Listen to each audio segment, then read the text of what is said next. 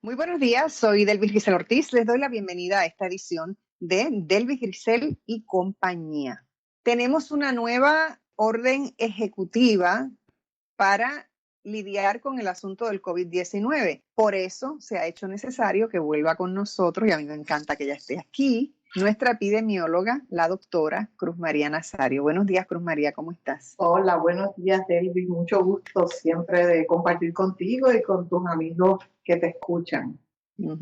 Muchas gracias. Bueno, Cruz María, hay unas cuantas cosas que yo quiero conversar contigo en la mañana de hoy porque hay tanta información que se está moviendo en el mundo entero, no tan solo nuestra orden ejecutiva. Hay asuntos con las vacunas. De hecho, Johnson & Johnson tiene ahora una vacuna de un solo shot, que quiero que más adelante hablemos de eso. Tenemos que van a abrir las escuelas. Tenemos que hay una nueva orden ejecutiva, como ya dije. El toque de queda está aumentado a las 12 de la noche. No entiendo cuál es la idea detrás de eso. Se multa en $5,000 a quienes vacunen a personas fuera de fase. Tampoco entiendo cuál es la lógica de eso, pero bueno, aquí estás tú para explicarme algunas cosas. Vayamos sobre la nueva orden ejecutiva de entrada.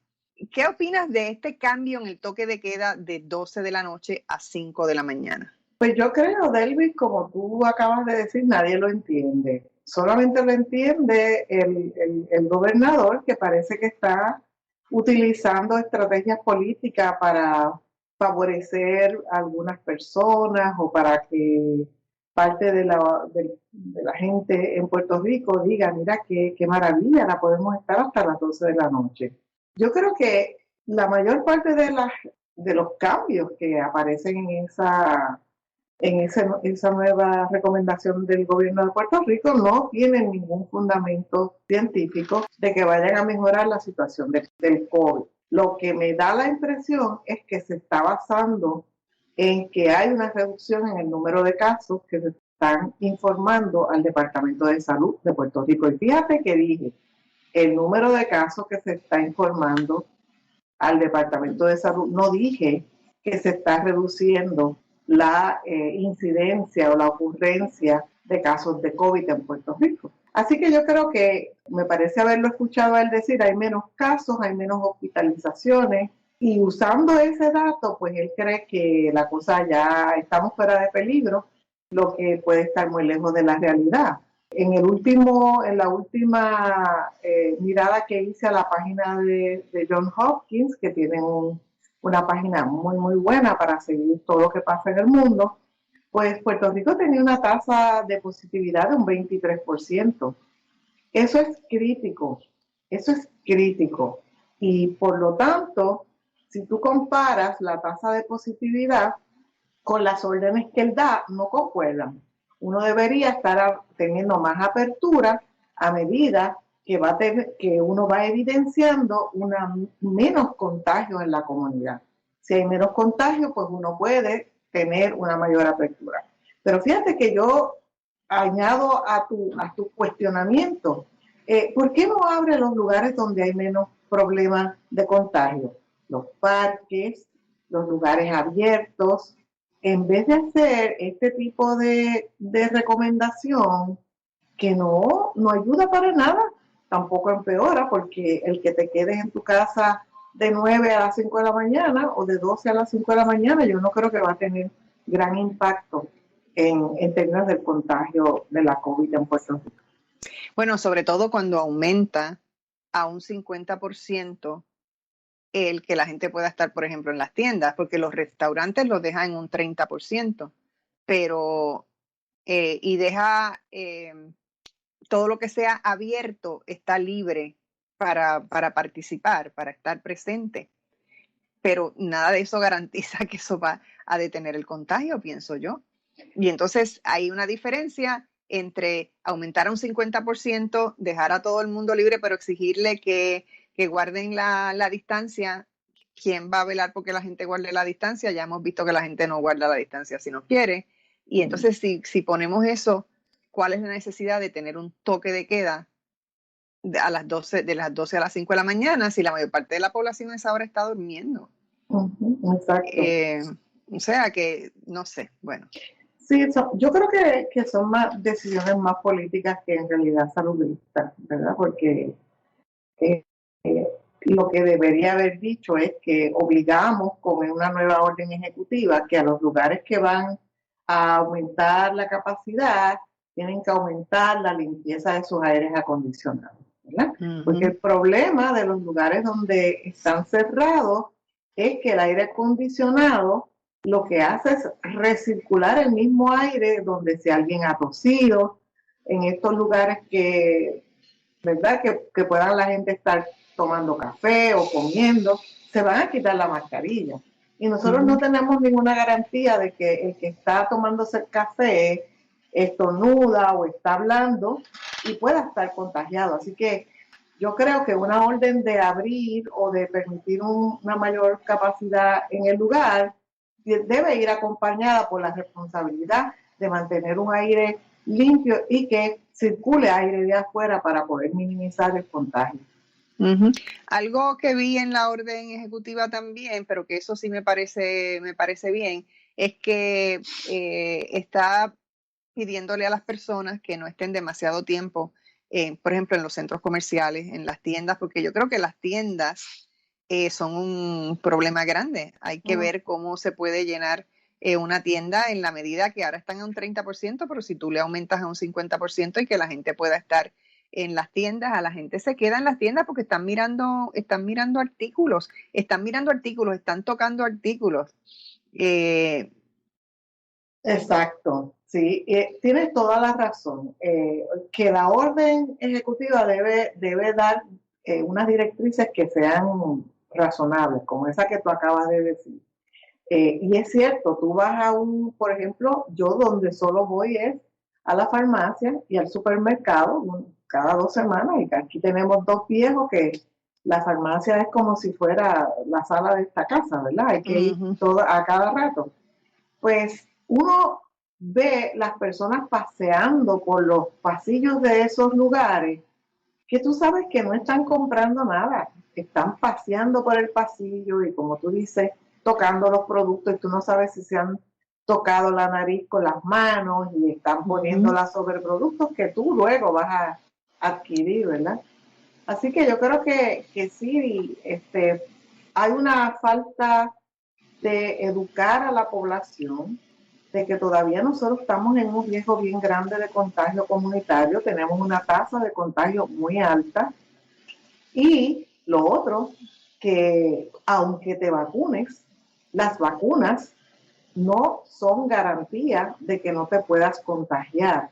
Hasta ahora, todas las vacunas, lo que se comprometen en términos de su vacuna es que van a reducir la severidad de la enfermedad y la mortalidad. Eso es lo que han prometido. No han prometido que van a evitar que te enfermes. Lo que dice es, si te enfermas, te va a dar una enfermedad menos severa y que posiblemente no requiera hospitalización.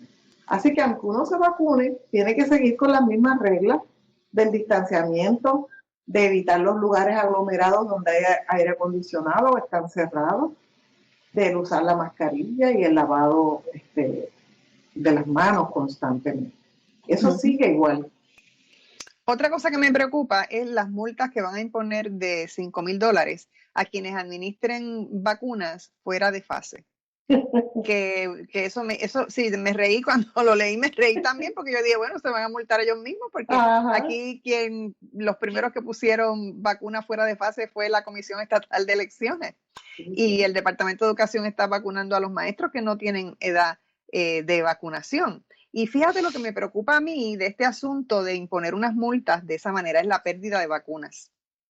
Como sabes, y creo que hemos hablado en programas anteriores, como estas vacunas son tan frágiles y llega a una hora por en términos de las temperaturas a las que tienen que estar para sobrevivir, sabemos que en los hospitales se están perdiendo vacunas a la hora que ya no hay más gente para vacunar y las botan con la necesidad que hay de tener esas vacunas para todo el mundo, hombre, porque vamos por fase, pero la realidad es que hay que vacunar a todo el mundo.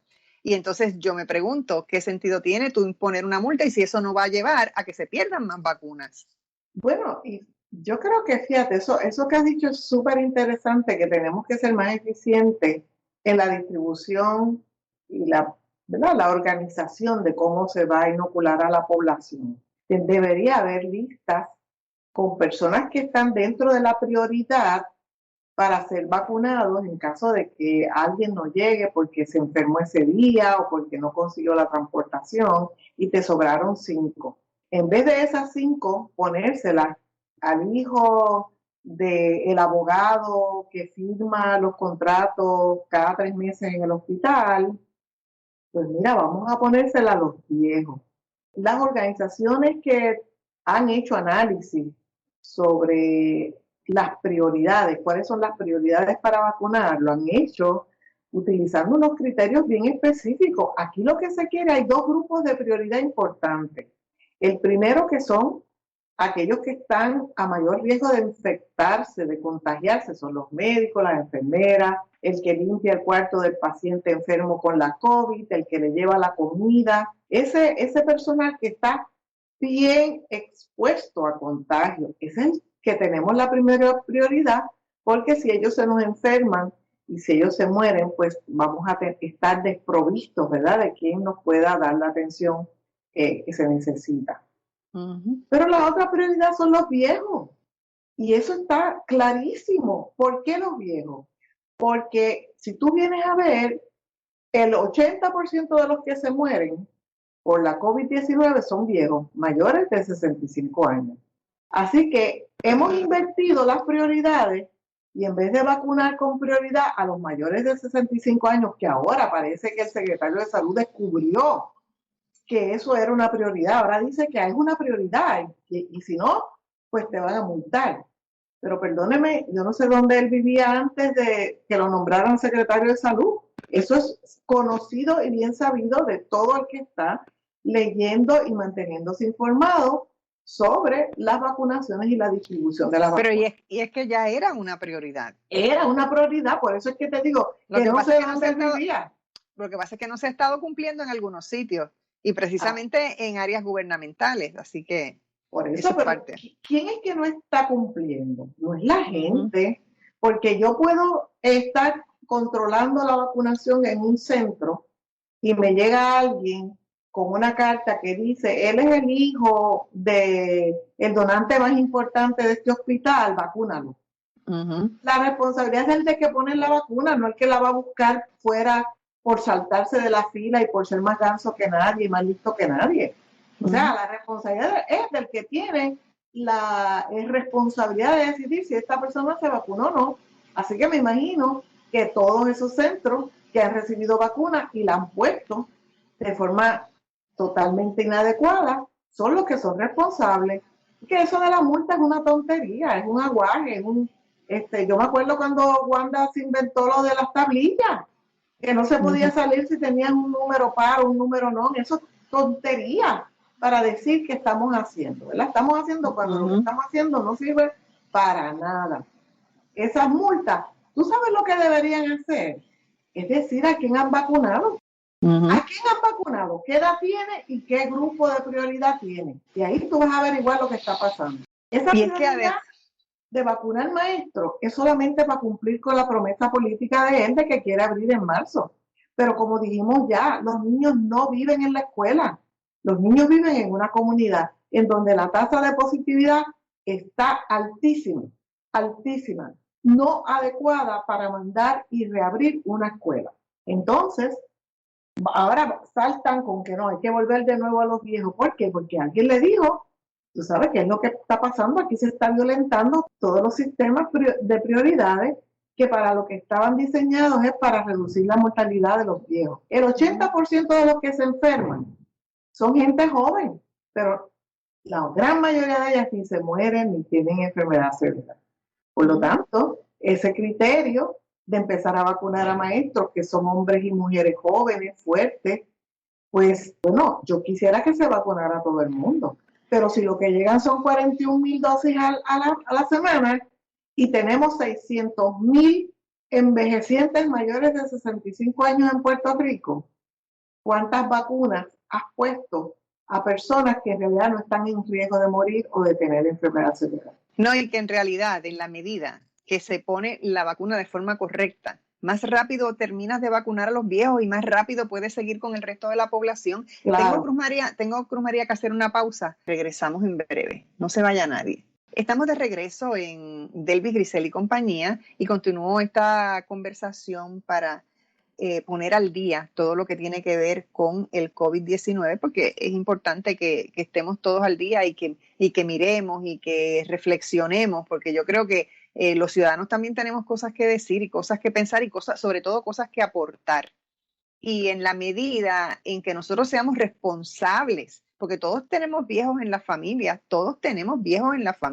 pues las familias yo creo que son las primeras que deben ser responsables y decir, no, mis viejos se vacunan primero, yo no me voy a ir a adelantar a la vacuna. Yo creo que cuando el gobierno falla, los ciudadanos deben estar en primera fila y hacer lo que es correcto, porque eso de alguna manera también impulsa al gobierno a ir en la dirección correcta. Pero si nosotros somos igual de gansos, pues no vamos por buen camino, Sí. Y a mí me preocupa, que era algo que quería añadir sobre el asunto de las multas, que siempre que enfrentamos algún reto, alguna adversidad, lo que se nos ocurre es ser punitivos. Y yo creo que ya nosotros deberíamos madurar. A las personas se les puede hablar, se les puede orientar, se les puede educar. Exacto. Y la gente va a responder. No es esta cosa de que tú le tienes que pegar como él hace con los niños, que le das una pela pensando en que el niño va a cambiar su actitud y no te das cuenta que lo haces destruyéndolo. Pues de la misma forma, porque hay que poner multas para todo, porque hay que encarcelar a todo el mundo, porque todo tiene que ser castigo. ¿Por qué? Eso no nos lleva, entiendo que no nos lleva a ningún sitio. ¿Qué opinas tú? Pues fíjate que es que esa es la forma que tú tienes, en vez de corregir un problema, hacerlo peor. Cuando se ha diseñado una campaña educativa buena, de excelencia, que ayude a la población, a la comunidad, a la familia, a entender qué es lo que tenemos que estar haciendo. Esta actitud de culpar a la víctima, porque la víctima somos nosotros, las decisiones las está tomando el gobierno. El gobierno está tomando decisiones incorrectas y no educa adecuadamente a la población para que sea la población la que tome las decisiones correctas. Aquí no se ha hecho una campaña para educar a la población, pero pretendemos que si el gobierno comete un error, vamos a castigar a la población. Porque ¿quién está vacunando fuera de orden? Es el gobierno. Son la gente que tiene la responsabilidad, no es la población.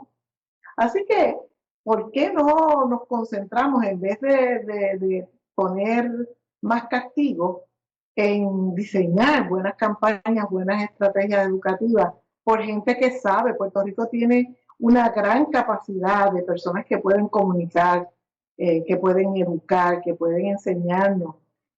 Aquí nuestra población no es, tú sabes.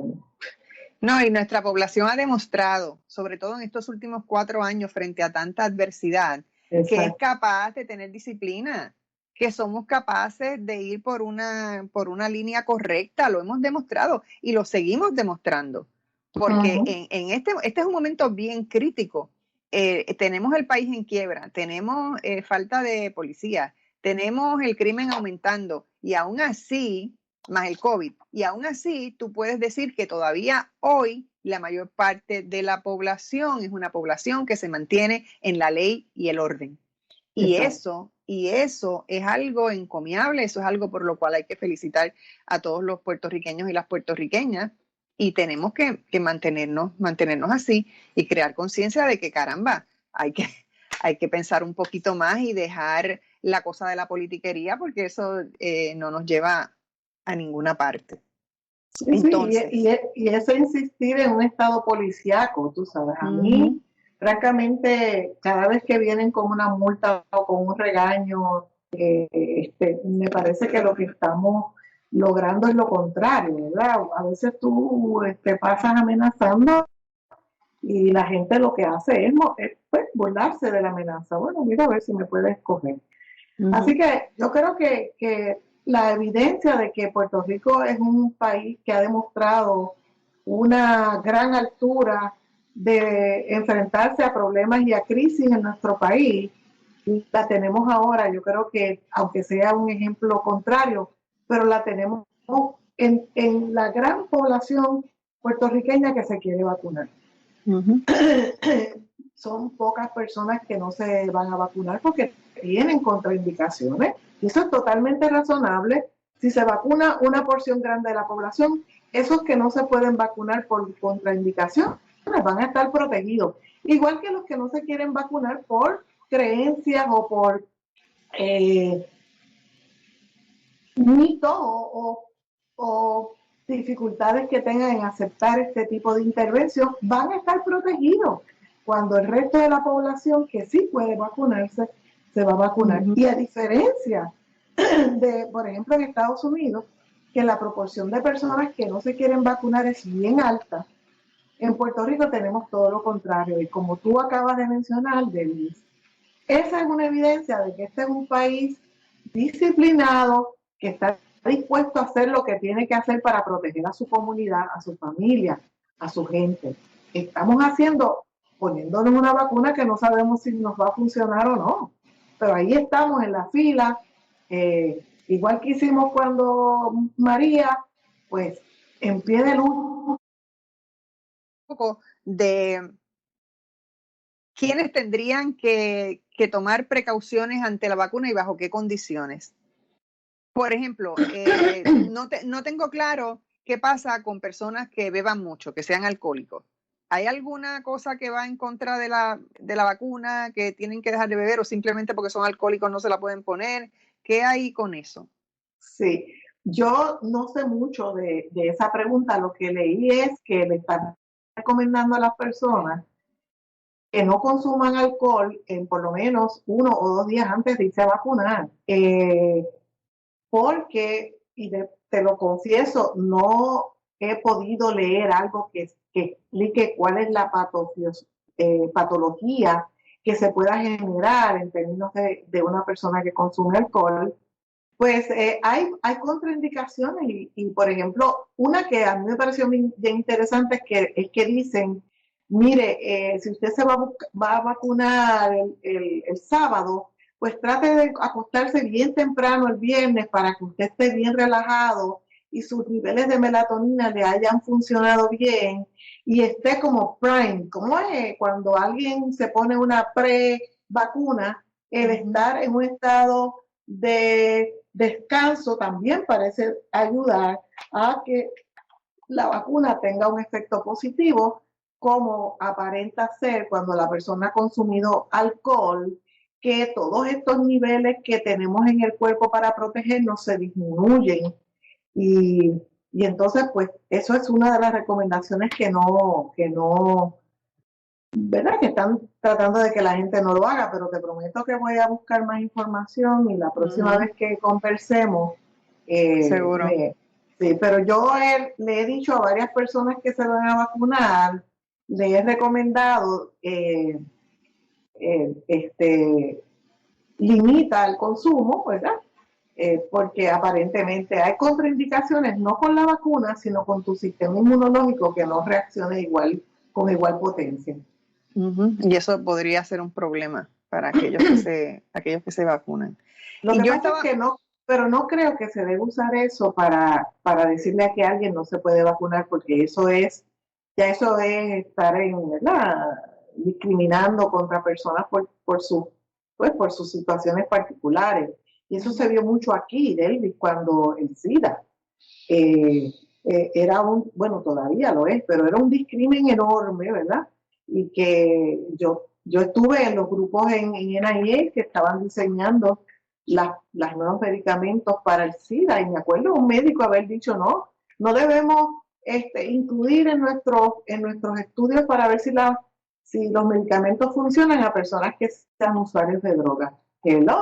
Los usuarios de drogas era el grupo que mayor riesgo estaba, así que tuvimos unas grandes discusiones filosóficas y éticas en si tú vas a diseñar un medicamento solamente para los que están mejor en la sociedad o para los que verdaderamente necesitan ese medicamento. No, y que además es un pensamiento tonto.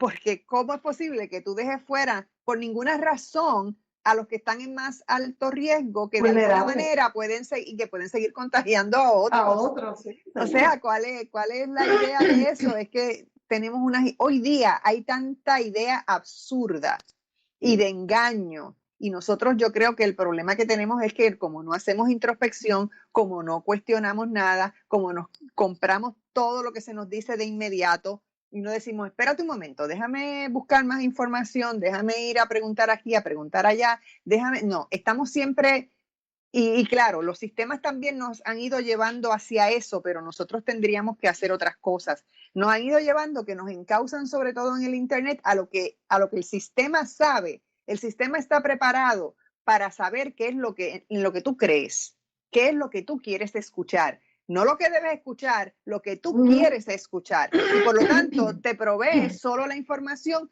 que tú quieres escuchar. ¿Cuál es el problema de eso? Bueno, es muy chévere, tú te vas a sentir como, yo estoy de acuerdo, yo estoy de acuerdo. Pero el problema es que siempre hay otra versión, otro lado de la moneda. Y para uno poder calibrar bien, tiene que conocer los dos lados de la moneda. Y nosotros hemos dejado de escuchar la parte que no nos gusta. Y al no escucharla, no podemos cualificar. No podemos mirar y establecer con nuestro pensamiento crítico una diferenciación en las informaciones para llegar a nuestra propia conclusión. Y eso yo creo que es un problema. Yo creo que con eso es algo con lo que nosotros tenemos que trabajar, sobre todo en un momento como este en que nos va la vida en cualquier decisión que se toma sin tomarnos a nosotros en cuenta, y esas decisiones están tomadas sin nosotros y nosotros somos los responsables de hacer esas comparaciones, de escuchar todas las versiones para poder mirar qué es lo que nos conviene. Tengo que hacer una pausa, Cruz María, pero regreso de inmediato a esta conversación. No se vaya nadie. Ya estamos aquí de nuevo y estamos aquí Alfredo y yo apasionados con esta conversación, tenemos que admitirlo. Sin duda. ¿Verdad, Alfredo? Bueno, claro. Hace algún tiempo yo estoy viendo un comercial en televisión en el que participa Paula Abdul. Yo no sé si tú lo has visto. No. Y entonces ella está hablando de cuál es el problema de salud que ella enfrenta, que un poco le destruye su carrera artística, ¿no? Porque es dolorosa. Pero el caso es que ella dice que la forma en que ella enfrenta las cosas y en que ha enfrentado su vida y su éxito es que a ella no la detienen ni las dudas, ni las distracciones, ni las voces en su cabeza. Y eso es clave. Y sin duda. Yo creo que una de las cosas que más caracterizan a las personas orientadas por su deseo y por su pasión es la capacidad de estar enfocadas, ¿verdad? De no dejarse distraer. Decía un ex trabajador de Google la semana pasada en El País que el gran problema de nuestros tiempos es la atención, la dificultad, la cantidad de ruido que hay allá afuera en las redes sociales, por ejemplo, y la dificultad para enfocarnos. Pero yo lo observaba, mi hija tiene ya 17 años, pero a lo largo de su adolescencia yo observaba que habían cosas que a ella no le llamaban mucho la atención, sobre todo cosas de las escuelas, aunque salía bien, pero eso le costaba enfocarse. Pero ahí donde algo que ella hacía o en lo que se embarcaba tocaba su pasión, podía tener 10 mosquitas a su alrededor, ella no se iba a distraer, ¿verdad? Esa capacidad de enfocarse, y uno lo ve en los artistas. Uno de mis artistas favoritos es el colombiano Fernando Botero, ya tiene casi 90 años o más de 90 años, no me acuerdo, y todavía todos los días en París va a su taller y pasa el día entero trabajando y creando, que explica esa pasión de la gente que no conoce del retiro, que no conoce de los fines de semana, que está absolutamente entregada. Entonces, si te fijas, toda la lógica del bienestar que vende la sociedad actual, de que tienes que tener balance vida-trabajo, de que tienes que tener tiempo para relajarte, para descansar, la gente que está apasionada se pasa todo eso por el forro. La gente que está verdaderamente apasionada lo que quiere es estar trabajando y haciendo y creando, porque saben además que se le acaba el tiempo, que la vida es corta y quieren terminar cosas, ¿no? Yo tuve una profesora en Nueva York, filósofa, que murió el año pasado, Agnes Heller, que decía que tenía casi 80 años y hablaba de los 20 libros que le quedaban por escribir. O sea, ella estaba enfocada en todo lo que quería hacer y bueno, cuando la muerte llegara, que la sorprendiera. Y la sorprendió nadando casi a los 90 y pico de años, pero era una de sus pasiones. O sea que ahí es que está la energía para nosotros un poco ganarle al tiempo, ¿verdad? Ganarle a la vida. Uh-huh. Y bueno, deshacerse uno de las ideas que tenemos adentro que impiden todo esto, porque es increíble cómo nosotros no podemos abrir la puerta de adentro hacia afuera para ver y cómo permitimos que todo ese pensamiento negativo entre y le abrimos la puerta para que entre. Y claro, algunas cosas están demasiado en nuestro interior. Si empezamos a reflexionar, que yo creo que reflexionar es clave dentro de todo esto, hay que plantearse las cosas, hay que sencillamente no darlo todo por sentado. Como tú me lo dijiste, yo te lo creo. No, tú estás chévere, tú eres Alfredo Carrasquillo, tú sabes de muchas cosas, pero yo no tengo por qué, yo puedo cuestionar las cosas. Correcto. Que tú me digas, ¿por qué no? Si yo puedo buscar información aquí y allá y después te puedo decir, Alfredo, tenías razón. Tenías toda la razón, pero ¿qué pasó? Yo lo cuestioné, yo lo busqué y yo obtuve ese beneficio. Y eso es lo que yo digo que nosotros tenemos que hacer para poder liberar nuestras pasiones. Uh-huh. Tenemos que ir, porque hay otra cosa que se enfrenta con la pasión, que son los miedos. Hay que ver cómo los miedos, los temores destruyen nuestro ser, destruyen nuestras posibilidades. Y son nuestros propios miedos, no son los miedos de más nadie. ¿Qué hacemos? ¿Qué claves?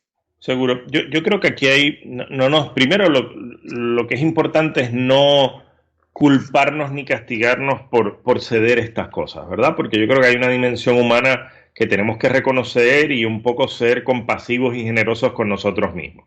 Los seres humanos nos enfrentamos a la ausencia de garantías. Quisiéramos tener garantías de que las decisiones que tomamos son las correctas. Eso no existe. Esa posibilidad no está a nuestro alcance. Así que siempre tenemos que elegir y tomar decisiones corriéndonos riesgos. Nunca sabemos que eso es el camino correcto, ¿verdad? Segundo, que nos acompaña siempre la duda y la incertidumbre, excepto a los psicóticos que no dudan, pero al resto de nosotros nos acompaña la duda. Y entonces, ante la duda y la fragilidad que genera, los otros que tratan de ejercer poder en nosotros, imponer su saber y su autoridad, aprovechan ese terreno fértil para tratar de darnos certezas o seguridad, que son falsas certezas y falsa seguridad, y de alguna manera nos controlan. Y nuestros tiempos son tiempos todavía más inciertos, porque veníamos de una época donde las cosas eran bastante blanco y negro. Ya hoy no es así, vivimos unos tiempos de zonas grises, así que cada quien tiene que elegir. Así que la ruta, yo siempre digo que mi trabajo con líderes y con organizaciones, yo me dedico a destrabar obstáculos, ayudar a otros a soltar las trabas, a que nuestra vida ha sido la acumulación de un montón de cosas que nos han impedido convencernos de ese potencial, que nos han hecho temerle a la luz, y es lo que tú muy bien decías, la variable aquí más importante es la variable del miedo, ¿no? Yo recordaba ahorita el discurso de posesión de Nelson Mandela. Nelson Mandela decía que, bueno, que la valentía, que el arrojo, no es la ausencia de miedo, sino la conquista del miedo. Uno conquistar ese miedo que nos habita para, a pesar de él, seguir adelante, ¿no? Y entonces es abrirnos esa posibilidad. Y la clave está en lo que tú decías al comienzo de esta conversación, en la introspección, en lo que los que estudian el tema de la inteligencia emocional, que es la madurez emocional del ser humano, dicen que es el pilar principal. Nosotros tenemos que lograr ampliar nuestra autoconciencia, el conocernos a nosotros mismos, el entender cuáles son esos miedos profundos que nos habitan y nos limitan, ¿no? Hay una cosa que se ha dado en llamar el síndrome de la impostura, y el síndrome de la impostura afecta a gente no particularmente mediocre, sino a gente muy capaz y talentosa, que todo el mundo los observa y piensan que van a hacer cosas grandiosas, pero ellos en lo más íntimo de su corazón, por alguna extraña o estúpida razón, están convencidos de que no son capaces, que pensamos que no podemos, ¿verdad? Y sentimos que lo que hemos hecho es engañar a todo el mundo y que somos unos impostores. Por eso es que se le llama el síndrome de la impostura. Y un poco cuando esa persona interroga eso, logra abrirse a otras posibilidades, ¿no? Y la clave está en algo que Ralph Waldo Emerson, el pensador americano, decía: Everything looks permanent until its secret is known. Todo parece permanente hasta que develamos su secreto. Cuando a través de esa introspección, de esa interrogación de nuestros obstáculos, de nuestras trabas, esas cárceles de nuestra propia creación, ¿verdad? Porque no, el enemigo principal somos nosotros mismos, ¿no? Creándonos saboteadores internos, creencias limitantes, percepciones de incapacidad, emociones que nos descarrilan. Cuando nosotros empezamos a interrogar todo eso, ¿no? Yo, por ejemplo, te hago una confesión abierta. Soy una persona que a veces, cuando me quedo con coraje con alguien, puedo tener mucho resentimiento. Y una gran colega belga me decía el otro día una frase que había escuchado que me pareció poderosísima y me decía: Alfredo, recuerda que el resentimiento es tomarse uno un veneno con la ilusión de que el que se muera sea el otro, ¿no? Me pareció sensacional esa expresión, ¿verdad? Porque entonces, ¿qué efecto tuvo escuchar eso? Que el resentimiento es el negocio más idiota del mundo, ¿no? Entonces tiene el efecto de lograr eso que Emerson decía. De repente yo lo miro con otros ojos, veo esa emoción a la que yo le daba paso con mucha frecuencia, que alimentaba, que encebollaba, y lo que estaba haciendo era generándome toxicidad a mí mismo. Pues uno de repente, eso de repente se deshace cuando uno es capaz de verlo, y uno se abre a la posibilidad de manejarse de otro modo. Y si ese manejarse de otro modo abre a que uno le regale al mundo algo distinto, pues es espectacular. Y solo le toca a la gente probarlo un poquito para empezar a saborear otra forma de vivir la vida, ¿no? Y eso me lleva a comentar que los sentimientos no son ni buenos ni malos. Cuando tú tienes un sentimiento, eso es tu sentimiento y tú lo tienes que aceptar. Así es como tú te sientes en ese momento. Lo importante es que además de que los sentimientos no son ni buenos ni malos y tú no te tienes que castigar ni tienes que sentir mal ni porque tuviste coraje, ni porque te sentiste feliz, ni porque, no sé, ni porque ninguna cosa. Pero al lado de eso tú tienes que saber que tú tienes la elección de cambiar. Tú tienes que vivir el sentimiento como vives el luto, como vive uno tantas cosas, porque todo hay que atravesarlo, no se puede saltar. Pero entonces uno también tiene que ponerle límites a eso. El sentimiento no se puede ir de la raya, claro, porque uno elige. Eso es otra cosa que nosotros, yo creo que tenemos que, no aprendemos porque no se nos enseña y no se nos pone en contacto con eso. Toda acción tiene una reacción igual o distinta. Si nosotros entendemos eso, sabemos que todo está en nuestras manos y que todo es responsabilidad nuestra. Y que en la medida que tú te abres a eso y tú dices, bueno, pues fíjate, ya tuve bastante coraje, ya creo que lo puedo dejar ir, que lo puedo dejar escapar. Creo que de eso es de lo que tú estás hablando. Sí. Pues no, eso totalmente. Mira, yo tengo un gran colega argentino que vive en España, Jorge Alemán, que decía: recordemos que hay dignidad en la tristeza.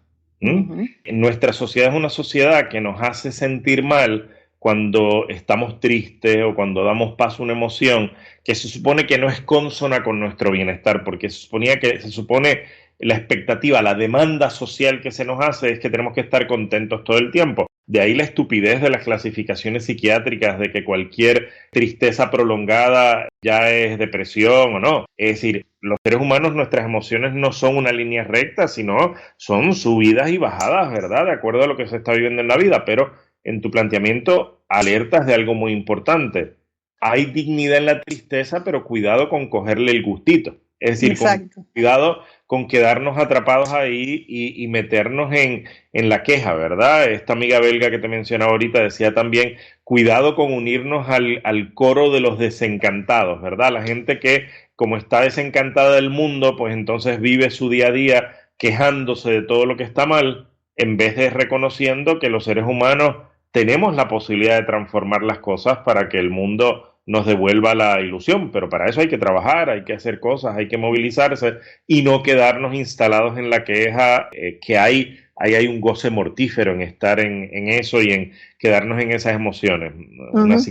Un psicoanalista francés tenía una expresión muy dura, pero que hay que mirar, cuando decía que la depresión es cobardía moral. decía, una cosa es la tristeza, la melancolía, pero cuando tú te instalas en la depresión, ¿no será que estás teniendo miedo de enfrentar los retos de la vida y abrirte a la posibilidad de crear y hacer cosas bien valiosas? Yo creo que ese es un emplazamiento ético que todos deberíamos escuchar en nuestras vidas cuando hemos estado tristes por mucho tiempo.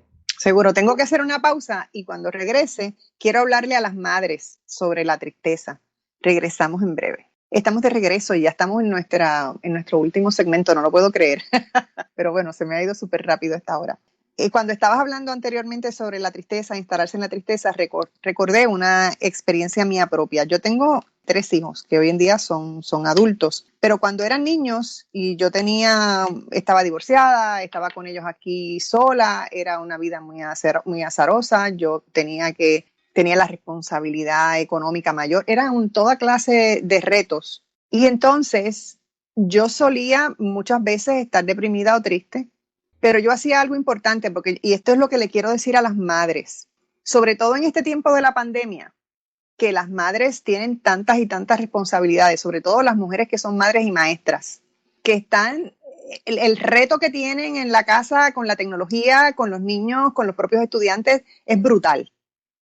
Y entonces cuando yo me veía demasiado metida en la tristeza, porque tenía razones para estar triste, además, no era cuestión de que yo me buscara la tristeza, sino que en muchas instancias pues habían sucesos y situaciones que eran realmente fuertes y difíciles de enfrentar. Eso le afecta mucho a los niños, pero eso no quiere decir que tú tienes que salirte de la tristeza y presentarle a los niños que tú estás en el momento más alegre de tu vida. Lo que yo hacía era sencillamente traer a los niños, iniciar una conversación con ellos y les voy a decir, yo estoy triste por esto y por esto. Ustedes no son responsables. Ustedes no tienen nada que ver con lo que a mí me pasa. Lo único que yo les pido es que tengan comprensión en este momento que yo estoy pasando, que va a pasar, no se preocupen que va a pasar. Pero en este momento estoy triste y tengo que vivir esa tristeza. Pero esto no tiene que ver con ustedes. Porque el problema es que entonces el ejemplo que estamos dando es tergiversado y ahí es donde le vamos implantando que la tristeza es una desgracia. No, la tristeza es un sentimiento y a veces uno tiene razones, como has dicho tú bien, para estar triste. Y tenemos que ir educando a los niños emocionalmente, que eso es otra cosa que no hacemos, porque nosotros como sociedad pensamos que los niños no son personas hasta que llegan a la mayoría de edad. Por favor, mis hijos me salvaron la vida a mí desde niños. Si yo no hubiera tenido esos niños, posiblemente no estaría viva. Totalmente. Yo creo que en el relato que haces y que te agradezco, Delvis, está la clave de todo esto. No es que uno como adulto, como mamá o como papá o como líder o como abuelo, no tenga derecho a la dignidad de la tristeza en algunos momentos, pero que eso uno tiene la responsabilidad como adulto cuando hay niños de ponerlo en palabras, que fue exactamente lo que tú nos relatas que hacías, ¿verdad? Porque al ponerlo en palabras le explicas, le permites a esos niños que entienden mucho más de lo que a veces pensamos que entienden, una explicación de por qué tú sí y por qué ellos tienen la posibilidad de elegir otro estado emocional, ¿verdad? Cuando estas emociones se sienten y se perciben, pero no se apalabran, no se hablan, crean todo un clima, un estado de ánimo que hace que a veces los niños que salen de esos hogares o de esas escuelas salgan un poco marcados por esa forma de vivir las emociones, ¿no? Es decir, si uno crece en un mundo que es totalmente gris o totalmente neurótico o totalmente violento, un poco es eso lo que uno va a beber y esa es la emocionalidad que uno va a pensar que puede caracterizar a la vida, pero cuando de repente uno encuentra como ese regalo que tú le dabas a tus hijos de que ustedes lo pueden vivir de un modo distinto, que ellos pueden elegir otras emociones, ¿verdad? O que pueden ver otros referentes, eso es valioso. Yo creo que eso es clave en la vida de cualquier adulto, entender ese impacto que nosotros tenemos, pero no solo es en la familia, o en la escuela, es en las organizaciones en las que trabajamos, en los colectivos de los que participamos, ¿no? Cuando una persona importante o de influencia en ese colectivo, un líder llega y llega de mal genio, en 5 minutos todo el estado emocional del grupo y el clima ha cambiado, ¿no? Yo la comparación que hago siempre es que como padres, como madres, como adultos, como líderes, como jefes, lo que sea, nosotros somos como los asistentes de vuelo en un vuelo muy largo donde de repente hay un ruido en la cabina. Todos los pasajeros nos van a mirar a ver nuestra cara. Si nosotros estamos serenos a pesar del ruido y lo manejamos, pues todo el mundo va a estar tranquilo. Pero si ponemos cara de pánico o si ponemos cara de tristeza, inmediatamente todo el mundo va a estar aterrado o triste. Entender ese impacto que nosotros tenemos que puede privar a otros de poder encontrar sus pasiones o la posibilidad de otras emociones como hemos hablado, ¿no? Uh-huh. ¿Cuáles son hemos hecho una definición aquí bien amplia, bien clara de lo que es la pasión, sobre todo de lo que es la pasión y de la importancia de la pasión para uno en la vida, para uno tener una vida fructífera y para uno dejar un legado? Ahora, yo creo que también es bien importante en este último segmento que digamos cuáles son las consecuencias de uno no conocer su pasión, de uno rechazar esa pasión, de uno frustrar por alguna razón esa pasión. Las consecuencias son peligrosas y la vemos todos los días. Nos creamos a nosotros mismos enfermedades, nos creamos melancolía, nos creamos tristeza. Si volvemos a lo que yo intentaba compartir al comienzo de nuestra conversación, que los seres humanos estamos caracterizados por el exceso y que ese exceso de energía lo podemos poner al servicio de crear, si nosotros bloqueamos esa posibilidad, esa energía va a encontrar una ruta por la cual irse, va a necesitar salir por algún lado, ¿verdad? Es como cuando los muñequitos cuando éramos chiquitos tapábamos el agua que salía por un hoyito y empezaba a buscar por dónde salir. Si no le damos un cauce a esa energía y esa pasión para crear, va a tomar un cauce de la destrucción. Y ahí es que aparecen las adicciones, ahí es que aparecen las tristezas, las melancolías, las depresiones, las violencias, las condiciones autoinmunes, que son formas en que nosotros nos atacamos como sistema orgánico a nosotros mismos, las enfermedades en general, ¿verdad? Así que el dar rienda suelta a las búsquedas, al deseo, a la pasión, es una forma de nosotros cuidar nuestro cuerpo también, aunque pareciera que no, porque trabajamos más de la cuenta, pero si estamos recordando a ese profesor muy, muy querido al comienzo, si no hacemos eso, privamos al mundo de nuestros regalos, privamos al mundo de lo que cada uno de nosotros en su unicidad, en su particularidad, tiene para ofrecerle al mundo, y el mundo merece, no merece, pero el mundo le gustaría, ¿verdad? Aunque no lo acepte, recibir esa mirada o ese regalo, esa ofrenda que cada uno de nosotros podemos dar, ¿verdad? Que es única, ¿no? Entonces, ¿por qué privarnos o privar al mundo de ese regalo? De hecho, porque es que hay que dejar atrás lo provisional y revelar lo verdadero. Y ese es un proceso que nosotros tenemos que empezar a entender lo importante que es en cada vida. Que usted no se puede quedar en su vida sin hacer para lo que usted vino, porque usted trae un paquete especial con una serie es como cuando tú compras un producto y el producto hay que armarlo. Y entonces tú tienes todas unas instrucciones y bueno, eso viene ahí desmantelado, pero tú lo vas armando hasta que queda ese producto que tú querías y te sirve de una forma maravillosa. Pues de esa misma forma es que tenemos que plantearnos la vida, que nosotros, antes que nada, tenemos que mirar dentro de nosotros para conocer qué es lo que hay en ese paquete. Para nosotros tener acceso y ver de qué estoy hecha, para qué estoy hecha o hecho, qué es lo que hay conmigo. Y entonces poner a armar ese paquete para que sea ese hermoso regalo del que tú hablas. Y recordando al cantautor catalán, Luis Eduardo Aute, ¿verdad? Eso nos enfrenta al desafío de no tenerle miedo a asomarnos a nuestro interior, ¿verdad? Esa canción de es peligroso asomarse al interior, ¿verdad? Pues perderle el miedo a asomarnos a nosotros mismos y ver esa parte nuestra que está en ebullición, que pugna por salir, darle rienda suelta a eso y confiar en nuestro inconsciente y confiar en lo que tenemos que regalarle al mundo, porque hay ahí una potencialidad inmensa. Y transformar y hacer nuestra... Muchísimas gracias por haber estado conmigo una vez más y regresaremos sobre estos temas porque hay muchísimas cosas más de qué hablar alrededor de lo que son las pasiones. Gracias por estar aquí. Siempre un placer.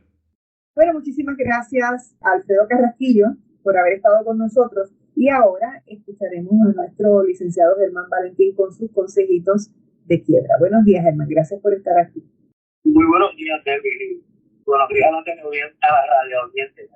Anteriormente les mencioné la alternativa de entidades privadas para manejar situaciones de deuda. Según les indiqué, esta alternativa puede ser de utilidad en situaciones particulares, sin embargo, tiene unas limitaciones si se compara con las disposiciones del Código de Quiebra.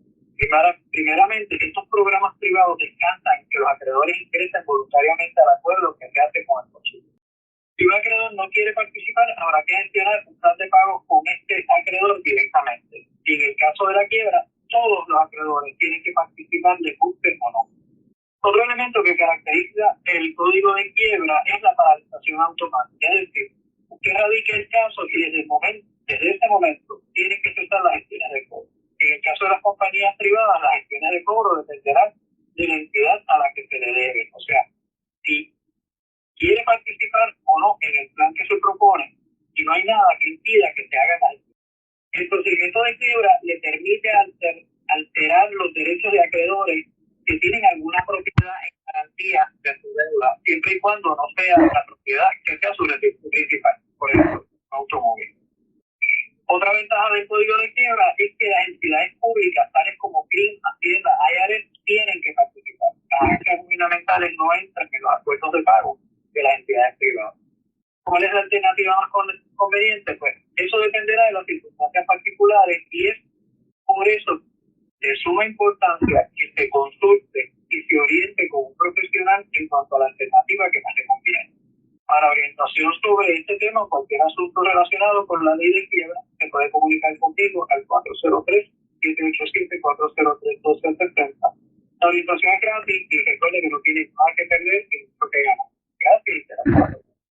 Muchísimas gracias, Germán. Comentarios. Bueno, amigos, hasta aquí nos trajo el tren hoy. Muchísimas gracias por escucharnos. Que tengan un día maravilloso y sobre todo lleno de mucha paz.